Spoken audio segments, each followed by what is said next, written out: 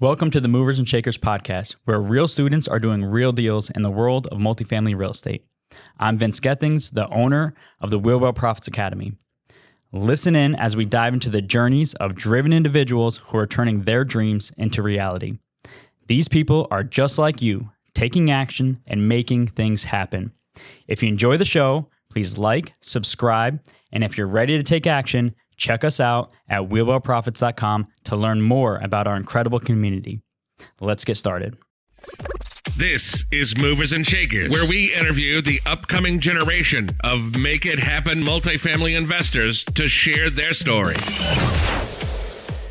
Welcome to the Movers and Shakers podcast. My name is Gino Barbaro, co-founder of Jake and Gino, multifamily investor, educator, father, mentor, and I am joined by my co-host, my brosif, Joshua Ryan Rusin, the community director here at Jake and Gino. Mr. Josh, how are we doing today? G-Father, doing well. The Jake and Gino team is expanding. We're making it happen, changing a lot of students' lives. How are you doing today? I am doing good. Back-to-back calls this morning, ready to go. Like you said, it's like Groundhog Day for me. We get up in the morning, we do something, we figure it out, wake up the next day. It's the same thing. It's the entrepreneurial life, right? It's a lot of fun. And there's a lot of figuring out, and it's just like multifamily real estate. We're playing the long game, right? We're out there learning and just taking risks and not worrying about what anyone else is saying, not worrying about the haters, just focusing on what we need to do. Right, Josh? Absolutely. Showing up every day and focusing on being better than we were yesterday and putting it all on the field, right? Great. I love that analogy. Well, today we have a very exciting guest. We have Aaron Nelson. A little bit about Aaron. So he's the owner of a 30-unit complex in Kansas City, Missouri, and several rentos in Tacoma, Washington. Through strategic renovations and repositioning, Aaron has created over $1 million in equity in these properties. Wow. Aaron works as a real estate broker in Western Washington who specializes in helping investors build their real estate portfolios. He holds a Doctor of Pharmacy from the University of the Pacific and an active pharmacy license in Washington State. Aaron, welcome to the show. Thanks a lot, Josh. Appreciate it. Glad to be here. So Aaron, that's quite the background here. So, I mean, let's just kind of talk about your story. Why did you go into pharmacy? You know, why did you transition out of it? How did we get here? Sure, absolutely. So I went to school to be a pharmacist, like you mentioned in my bio. I graduated from the University of the Pacific in 2008. And after floating around Southern California for a while, because I thoroughly believe that at some point in everybody's life, you have to live somewhere that's warm and near a beach. My wife and I actually decided to move up to, there you go, Gino. Decided to move up to Washington. I took a residency program up there. A residency is like a year of post-grad training in the medical world or in the pharmacy world. And up in Washington, we ended up purchasing our first home, and that was a cosmetic fixer. It had beautiful 1970s yellow tile in the bathrooms and color crayon on the walls. And that was about 2012. And so 2012 in Western Washington was right when kind of everything bottomed out and stuff started to go back up again. And in this case, this guy had just been trying to sell the house for the last couple of years. And I think he kind of given up because usually, when you go into a house, it's all nicely staged and it looks really perfect. And in this case, it was just kind of a disaster, but it was all easy stuff, all easy cosmetic stuff. So at the time, I was working for a large company that ended up going through a massive reorg. And several of the people who I would consider to be my mentors actually ended up getting laid off. That didn't really make any sense to me because, these were really good people who put their blood, sweat, and tears into running this award-winning pharmacy department. Many of them who had worked for the company for over 20 years. And within a matter of like 6 months, they were all looking for new jobs. And so it was at that moment that I realized there was no such thing as job security in the W-2 world. So I started looking for answers. I went on and I started reading financial blogs like Mr. Money Mustache. I started reading books like Rich Dad Poor Dad, Cash from the Quadrant. And in the span of about 2 months, I knew that I wanted to pursue financial freedom through real estate investing. But in order to do that, I also knew that I needed to get my financial house in order. At the time, we had about $80,000 in student loan debt. And so, after a lot of discussion with my wife, we made the decision to go ahead and sell our house. And we moved about 25 minutes to the east. We took $200,000 of equity that we had built through all of our cosmetic renovations and through, obviously the market cycle. And we took that tax-free because we lived in the house for 2 of the last 5 years. We bought a home. We paid off all $80,000 of my student loan debt, and we bought our first investment property, which was a duplex down in Tacoma. And that just completely changed our financial lives. That's kind of how we got in the game. Wow. So, Aaron, before I ask any questions, I need to make a few observations here for all the listeners. The first thing is I agree with Aaron. It took me 46 years, 47 years to go to a warm climate. If you haven't done it, you should really try it because it's an amazing thing. Josh got out to San Diego. I'm not a grumpy person anymore. I can get up and go to the beach. You know what I mean? It's nice. It's nice 9 months out of the year. In the wintertime, we get down into the 60s. So now it's a little chilly, right? But it's amazing. So everyone needs to try that. The second thing is Aaron's a marketer because I like the word cosmetic fixer-upper with yellow tiles. In other words, it was probably a dump and he turned it into a palace, right? So there's nothing wrong with that. The third thing is it's the mom and pop, right? He's the mom and pop of the single family home. That's who he targeted. And there's mom and pop multifamily properties. That's what we talk about. So that's what you're looking for, the motivated seller. And they're in every single market, whether you're at the top of the market or the bottom of the market. You're always looking for those. And I love this is what I like most about it. He made a painful decision. He didn't make an emotional decision. He made a logical decision, which the vast majority of people can't make, is to actually sell his house, that he probably had a lot of memories there. He had a lot of blood, sweat, and tears. He changed the toilets. He did the tile work. He fixed the roof himself. He made that money. He pulled it out, and he got rid of personal debt, bad debt, and he actually bought an asset, and he bought his home on top of that. So if you're willing to do that, if you're willing to make that logical, tough decision early on, that will set you up for the future. Does that really wrap everything up, encapsulate everything you said from the very beginning? Does that make sense to everybody?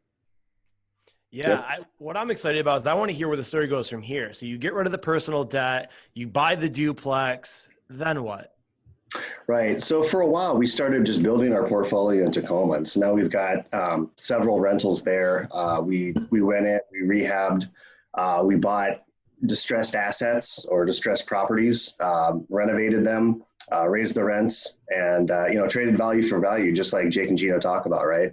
And then refinance some of our money out of it. So we refied and rolled. And eventually we got to the point where, we had built up a pretty good portfolio in Tacoma. And during one of our quarterly meetings that my wife and I do together, and we always look at a real estate portfolio and see how things are performing. We just made the decision. We decided, the small multifamily, the 2 to 4 unit stuff is great. And it's a great place to start. But for us, we really wanted to scale our portfolio. The other thing we realized is that we were really highly reliant on one market. And even though Tacoma is a great market, and then you're getting a ton of rent growth there, and you're getting a ton of appreciation there, at the end of the day, it's just one market. And so we made the decision that we wanted to actually diversify from a geographical standpoint.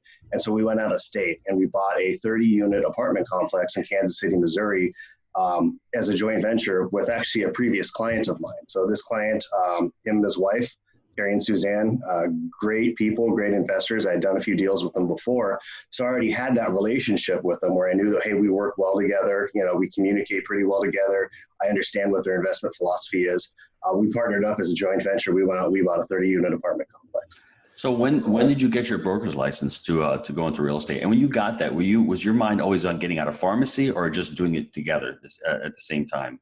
Yeah, so, it was interesting. So as we were going through this whole process of buying and selling our home and then eventually getting into investment properties, I realized that a lot of real estate agents have absolutely no clue what it means to invest in real estate. And that's kind of a sad thing, but they're really good at marketing. They're really good at showing homes. They're good at, filling out the contracts. But when it comes to running the actual numbers and understanding what makes a good buy and hold or what makes a good fix and flip, there's a huge gap there because that's a different type of property. It's a different type of buyer, right? And so originally I just got my license so that way I could go down and check out the properties myself. I could get access to the MLS. And then I realized I actually really like doing this. I love doing deals. I love helping people. And so I would start going to these real estate meetups and I would start talking about what I had done. And I would get people who were newer investors who would say, hey, I'm looking for my first investment property. Would you mind helping me out? And there's enough deals out there that I can't buy them all. So absolutely, I would love to help them out. And so I just started building up a client portfolio. And eventually I got so busy that, I kind of had to make a decision. I decided, am I going to continue doing this? Or am I going to just continue with my pharmacy stuff? And I decided, I really enjoy the real estate stuff. I love being a broker. I love helping people build their financial futures. And so I made the decision to go ahead and transition out of pharmacy. So is it you made the decision or you and your wife made the decision? And how did that conversation go? How did that conversation go? There's long conversations about that, but my wife's an amazing person. And I think she could see that there is a certain fire and a certain passion with me when I would talk about real estate or when I would help do deals or when I would, work with clients. And she could just tell that there was a lot of excitement in my voice. And so for her, it was really important that obviously the family was financially stable.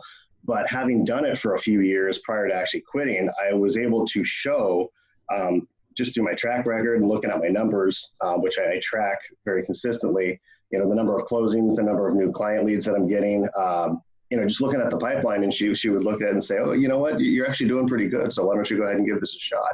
And for me, the biggest thing for me was that, I didn't want to be 80 years old, lying in my deathbed, or 90 years old lying in my deathbed and looking back and saying, man, I really wish that I would have taken my shot at some point. I really wish that I would have, tried quitting my W-2 job and made the decision to go out and be self-employed and be an entrepreneur, right? The other great thing was having the Jake and Gino community and being around all of the people in the Jake and Gino community who are real estate entrepreneurs themselves. And some of these people are doing real estate investing full-time. Some of them are brokers, but they're all like highly, highly motivated people. And I think when you get around a community group like that, when you get around a mastermind group like that, it's easier because you see other people who are doing it.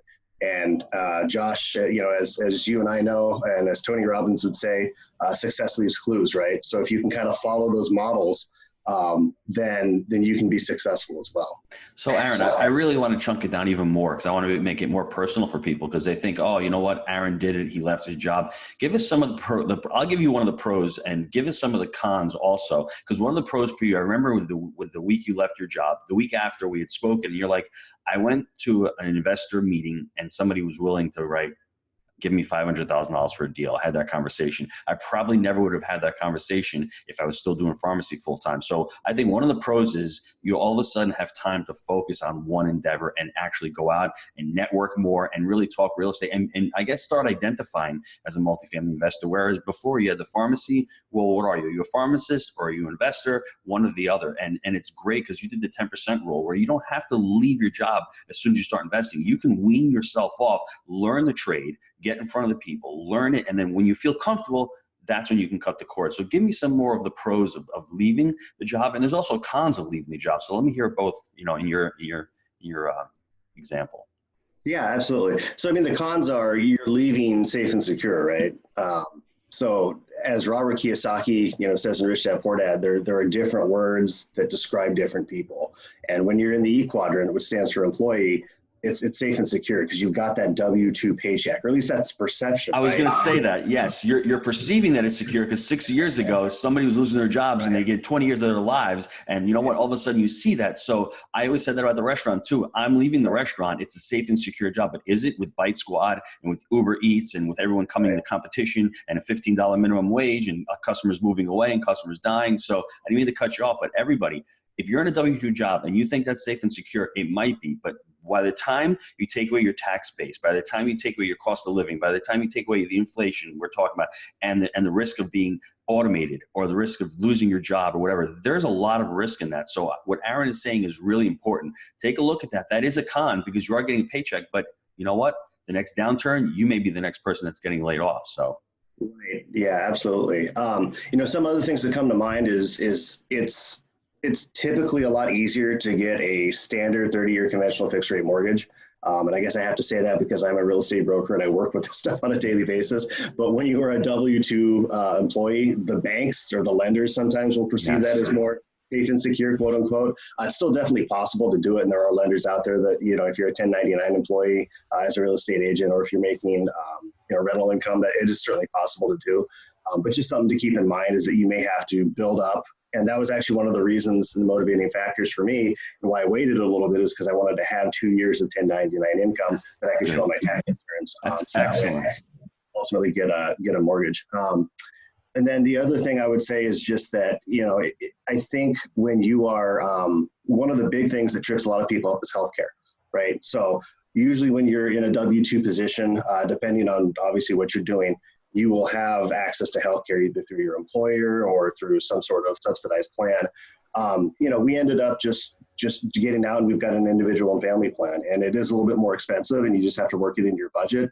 But that was one of my limiting beliefs, right? That was one of the things that, to me, I always thought, gosh, I can't quit my job because what am I going to do for healthcare? Well, when we actually look at the numbers, we're paying a little bit more than we were previously, but it wasn't a huge, substantial difference. And I think for the quality of life and the enjoyment that we get from being entrepreneurs and being able to go out and build our own dream, it's definitely worth it. So those were a few of the cons. Some of the pros, Gina, I think as you alluded to, I love the acronym FOCUS, follow one course until successful. And it's nearly impossible when you're working 2 different full-time jobs. You've got 2 kids, one that's 4 years old, one that's 1 year old. And then on top of that, you're trying to grow a real estate investment portfolio. I mean, it's impossible to just pinpoint and dedicate the amount of time that you really need to be successful. Not just to be successful, but to really dig in, right? And to really grow and be part of that, that upper 1%, of highly successful people in any given industry.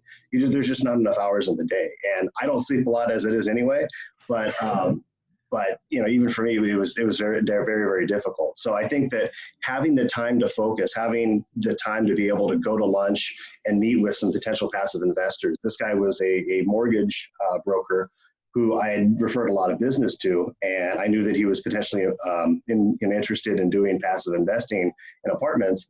And had I never taken the leap, or have I never, given myself the time to focus on just being a real estate investor and a real estate agent, I probably never would have been able to go and meet and have those conversations. Right? So, your time is the most important resource that you have. You have to just be able to use it in a very, very strategic way.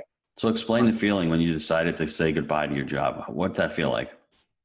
Oh, it's definitely scary. I'm not going to lie. I mean, and I think that, you almost have to be inhuman to some extent to not think that that's scary. But it's also really exciting. And it's also a new opportunity. It's a new challenge, right? And I think that as an entrepreneur, most entrepreneurs, they really thrive off of that, right? Because it's ultimately, you get the chance to build your own dream. You get the chance to set your own schedule. I'll tell you, one of the things that I would probably never be able to do if I hadn't quit my job is, we've got this trip planned in mid-November to December, and we're headed out. We're going to go for an entire month down to Florida. We're going to go stay in Orlando. We're going to get seasons passes to Disney World and just hang out and take the kids there and have a blast, right? And I've been able to automate my real estate investment business enough here so where I can do that. And as an agent, stuff kind of slows down a little bit during the holidays, but I'm still going to have the ability to work on stuff, while I'm out of state. And if I was in a W-2 job where I have to be in a chair at a certain amount of time, for every day, or be at a check stand or whatever that is, that wouldn't be possible, right? So again, it's that flexibility that really excites me, being able to plan your own schedule. So Josh, this is important for all the listeners out there. If you're thinking or considering about it, write down the pros and write down the cons. Think about it logically.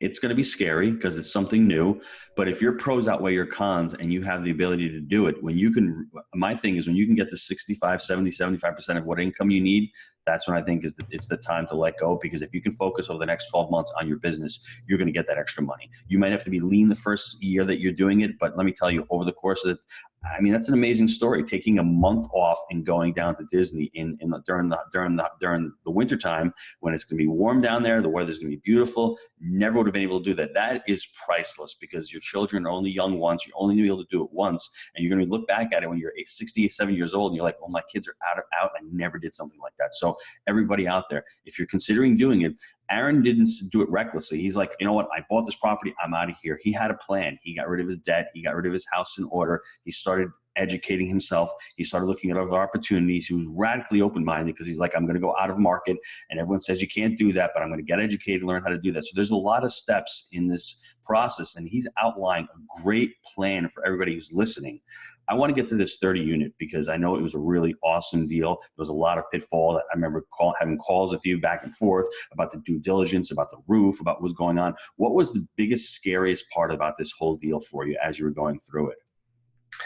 Well, so up to that time, we had never done what I consider to be a commercial multifamily property. And when I say commercial multifamily, what I mean is 5 units or more, right? Because we knew properties are evaluated differently, they're financed differently. Your due diligence has to be different. There's different requirements because they're a commercial building. Honestly, there's different types of contractors you have to hire, right? And I've never done that before. And so that's why we really went out in search of not just information and education, but also mentorship, right? And there's a big difference between those two. You can find information just about anywhere. I mean, you can get on the internet, you can get on Bigger Pockets, and there's a lot of great information out there that you can find for free. But really with mentorship, the difference, I think, to me is being able to call up Gino and say, hey, Gino, can we jump on a call for 30 minutes real quick? We've got this letter of intent in. What do you think about this? Let me just make sure that I'm seeing the deal and you're seeing the deal in the same way. Or being able to call up Dylan, one of your guys' underwriters, who's just fantastic, who does a great job for you.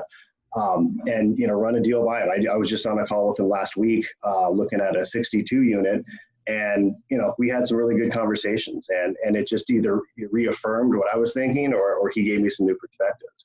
And you don't get that same level of intense coaching and mentoring unless you're a part of a community like Jake and Gino, right? It's very, very difficult, I should say, to find. Not impossible, but it's challenging. So back to the 30 unit. So we found this deal through a broker. It was originally listed for about 1.35 million, and we actually made an offer on this back in November. So we went out a couple times, we toured the market.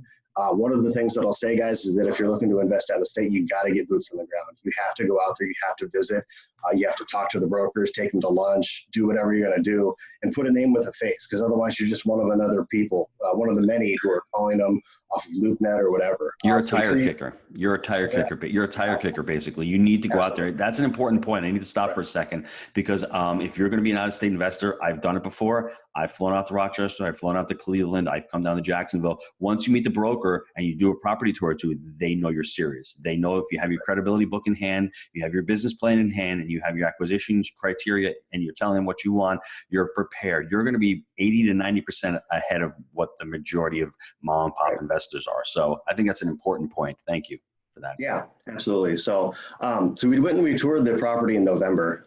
We actually put in an offer, and the broker just said, look, we've got this other offer already in, it's higher than this one. And so the seller actually selected a different offer. And so we just said, okay, well, that's fine. We move on, right? So, that's just going to happen when you're investing in multifamily properties sometimes, is you're not going to win every bid, and you shouldn't win every bid, because if you're winning every bid, that probably means that you're coming in too high, right? That's right. So fast forward to January, and we get a call from the broker saying, hey, look, guys, the deal's falling apart.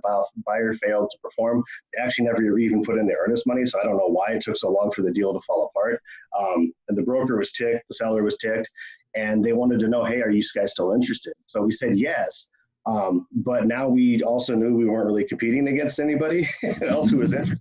So we actually came in even lower. We lowered our offer price and came in, and the seller ended up accepting it. And so they accepted the offer at $960 originally. So we were in contract at $960. And then from there, we went in and we started doing our due diligence. Now, keep in mind, the walkthrough was back in November. We started our due diligence process in, I think it was late January, early February. But when we went in and we started doing all of our due diligence on site, again, we flew out. First thing that happens is that I start through the property. I get up to the third floor, and all of a sudden I see this bucket on the floor in the apartment in the hallway. And I look up, and sure enough, there's water that's dripping down into this bucket. And I'm like, oh, great. So now the roof is shot, right? If you're doing a walkthrough, you're not going to necessarily get up on the roof and examine all that stuff. If there's a crawl space, you're not necessarily getting down into the crawl space. At least that's not what we did for our walkthrough. And so, right away I knew, okay, we're going to need to make sure that we get this taken care of. Some of the things that I think we did right is that we had a bunch of contractors lined up during our due diligence process. I think we ran about 30 contractors through that building because for one, we were brand new to the market, right? So I didn't know which contractors are going to give me ridiculously high bids, which ones are going to give me the ridiculous low bids, but I don't necessarily want to work with. And so we wanted to get 3 bids for a lot of this stuff. And this was a really, really heavy value add deal. So our renovation budget for this was about $350,000. So we're putting, what is that, 11 and a half thousand per unit. And obviously not all of that is going into the units. In this case, a lot of that was HVAC.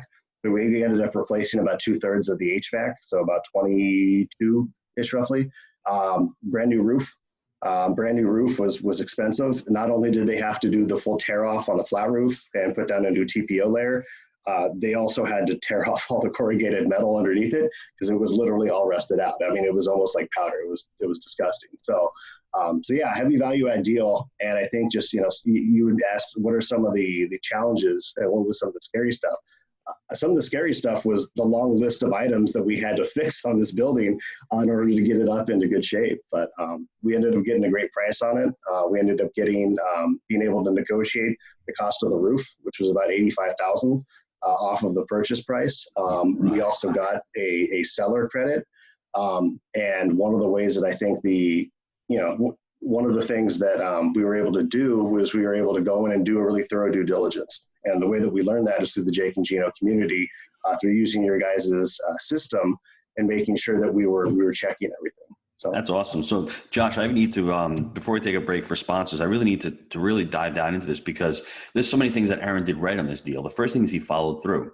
I mean, actually kept in touch with the broker. So when the deal comes back, and a lot of deals do come back because this first guy probably freaked out and saw a bucket on the hallway and said, I'm not closing this deal, right? So that's the first thing. The second thing is he had a motivated seller. Mom and pops need to have motivated sellers because if you have somebody who's not motivated, you're not going to get you're going to get a retail deal. You're not going to get a deal that has somebody who wants to sell the property. They're just going to go to retail. They're not going to go wholesale on you. Staying engaged with the broker is the most important thing that I saw that Aaron did on this deal. And actually what I like about it is I'm sure that he sent over his underwriting and said to the broker, $1.3 million really is hard. And this is a lesson for everybody. As the market starts going downhill now, these brokers are still pricing these properties unrealistically. A lot of the sellers are going to start getting frustrated because brokers are still going to be overpricing these properties as the market's resetting. So it's going to give us the ability to actually work with a lot of these motivated sellers that need to sell. At $1.3 million and you lock in at 800, and my students are always asking me, well, what do you do to lowball offer? And lowball offer is realistic if you have your underwriting in place and you send it over and you can substantiate the numbers. You can at least save face with the broker and say, I'm sorry, I can't pay $1.3 million with all these repairs and with the cap rate, let's say being 7, and you're pricing it at a 4 cap. I just can't pay that. So there's a lot of things there that really resonated with me and that really you saved a ton of money on. Let's just take a quick break for our sponsor. We'll be right back. Gino, I know a lot of our listeners are wanting to take their multifamily investing business to the next level. I know that you've been hard at work helping Jake and Gino students do just that using our framework. Can you explain to the listeners how they can get our help? Guys, we've been hard at work growing our community of like-minded investors, and the results of our members has been nothing short of incredible. We're looking to grow this amazing group. What we're looking for is those who want to follow our proprietary framework that we've created. Buy right, manage right, and finance right. Leverage our connections, education, and mentorship as ways to take your business to the next level. So if you're interested in finding out more about how you can become a part of our amazing community, apply to work with us at jakeandgino.com/apply. Okay, Aaron, before we get into the short answer questions, I got a question for you. So after you reposition this unit, what do you think the value of that complex will be and what will you be all in it for? Right. So, so I think as I mentioned, so we ended up getting the final purchase price was like $875. And we got a 5K credit. So I think we're all in at about $870 there for purchase. And then on top of that, we had about a $350,000 renovation budget. So I don't remember exactly what that adds up to, but we believe that based on the cap rate and based on the fact that this is now going to be a cash flowing asset, meaning that the cap rate probably isn't just going to go up as a result of that. It's actually going to come down because people generally pay more for stabilized assets. That's what we've learned through the community. We believe that this property is going to be worth about 1.5. So there's definitely some spread there. Potentially even more. I'm trying to be a little bit conservative just because when I run my numbers, I like to be a little bit more conservative. But this is an area where, we bought for $29 a door. We're putting in, let's say, 11 a door, 11 and a half a door. And stabilized stuff is selling for over 60, over 70,000 a door. There's a lot of room for growth there, I think. Wow. So buying right. And now we just got to manage it right as well. That's awesome. Congratulations. That is great. Yeah, way to go with that. What advice would you have for a listener that's trying to get into their first multifamily deal? Well, I think the first thing is to get educated, right? Because if you're not educated, if you don't know what you're doing, if you don't understand how multifamily property financing works, especially on the commercial side, you're going to be at a huge disadvantage, right? And you're going to be at much higher risk. So I think the quote that I heard the other day was, education is one of the things that you can do to maximize your return and to reduce your risk, right?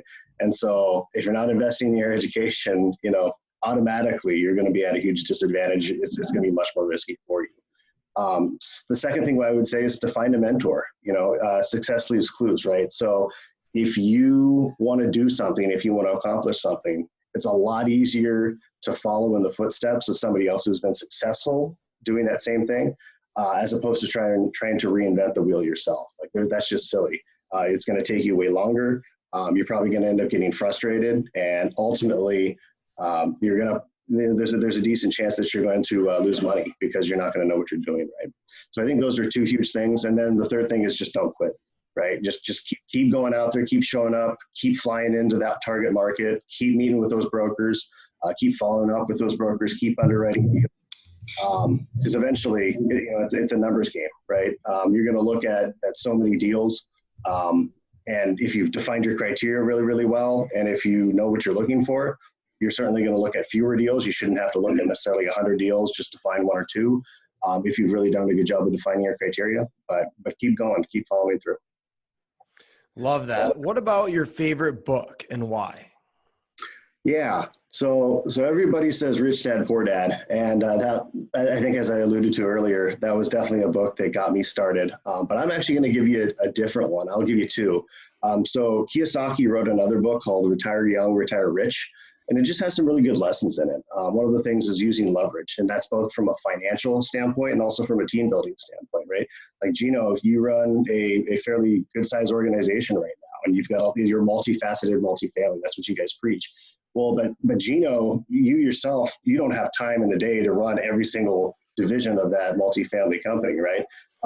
So you've got to leverage other people who've got great skill sets, who and you've vetted are going to be great team members for you. So leverage from a team building standpoint, and then also leverage from a financial standpoint. Obviously, that's why we like buying real estate. That's why we like buying multifamily assets. It also talks about just having a strong, reliable team who are on the same page with you, who think in a similar way, not who think exactly the same, because you don't want to necessarily get into groupthink, but people who can kind of be a sounding board and who are on board with your vision. And so those are just really, really important lessons. And then the other one that I'll mention is the book on rental property investing by Brandon Turner. And the reason I mentioned that is because that was one of the first real estate investing books that I read. That's what helped me understand, what makes a good buy and hold investment property. And that really helped us purchase our first duplex. So Josh, I jump in on that entrepreneurial thing. It's so hard to leverage other people when you first start out, because as an entrepreneur, you're the I'm a mentality. When you're small, I'm gonna do this, I'm gonna do that. And I think that's the hardest thing, is when you need to start scaling up and start bringing other employees on, because sometimes your ego gets in the way where you think you can do a better job than everybody else. And maybe you can, but I'd rather have somebody do 80% of what I can do, so I can do other things and hire more people on. And that's the biggest struggle for everybody when they start working for themselves and I had that at the restaurant. That's why I only had one restaurant. Now we have over 1,500 units, is because I was the man at the restaurant. Everyone knows Gino's Trattoria. And it was really hard to let go of the kitchen and give that to somebody else. And I struggled for years and years, because I was raised that way from my father. My father, it worked 30, 40 years ago. You didn't have to leverage 30, 40 years ago. You could be at one occupation, make a great living, great middle income, but nowadays it's not possible to do that. It's not possible to stay in one place and not leverage other people's abilities. And obviously there's people that can do a much better job than I can. I'm looking at legal contracts right now. I want to shoot myself. I mean, it's like so mind numbing, employee handbooks and all. And if you can find a team member that can really help you with that, I would say go out there and go make it happen and take the risk and think back, what, is it me? Is it my ego that's holding me back, or can I get somebody to help me out? So that is an excellent point. I love the point you made. Thanks for making that. Love that. Aaron, what about your best habit for success? So I don't know if this is my best habit, but one of the things that my wife and I do that has really been great for us is that we actually go on a little mini retreat every year. So we take, it could just even be an overnight thing, and we get away and we talk about, we do goal setting and we talk about the previous year. And we do goal setting, and we try to do it in just about every aspect of our lives. So, we talk about, who do we want to be in our community? Who do we want to be in our church? Who do we want to, what type of investments do we want to make this year? How many times do we want to try to get together with the neighbors and with, friends and family? And we just go and we start mapping out our year, and we try to be really, really intentional with our time. Because we know that if we aren't, then life gets in the way, right? And other stuff will start consuming our time. So that's been a really great habit that we've done the last few years. Has been very successful for us. That's awesome. Love that. Gino, this show's had a ton of golden nuggets. Do you want to sum up some of them for the listeners? Well, the last thing I'll say, everyone who wants to become financially free and wants to leave their job has to go back and really listen to this again. And if you have any questions, Aaron's going to give out his information at the end. If you want to reach out to Aaron, that would be awesome. You want to reach out to me and ask me questions, because I've done that also. And it's not easy, but it's so fulfilling. It's so rewarding. So one of the last things that Aaron said that really resonated with me is don't quit. It is a long game, and it's hard. Patience, persistence, but willing to walk away.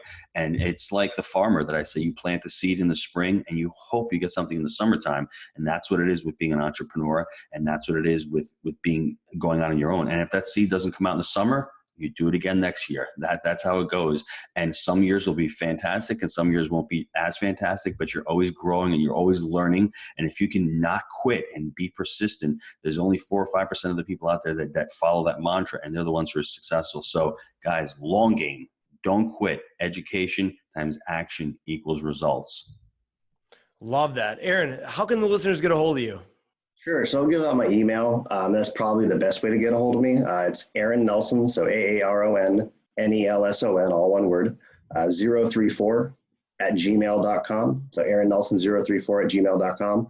And then I've also got a website you can go to, and that's Aaron Nelson Realty, just the way that it sounds, .com. Awesome. I want to thank Aaron for being an amazing guest on the show and sharing his mover and shaker story. Guys, if you want to be the next movers and shakers guest, email me, josh@jakeandgino.com. If you like the show, please leave us a review. And until next time, let's make it a movers and shakers week. See ya, everyone. Thanks, Aaron. That's good. Thanks, everybody.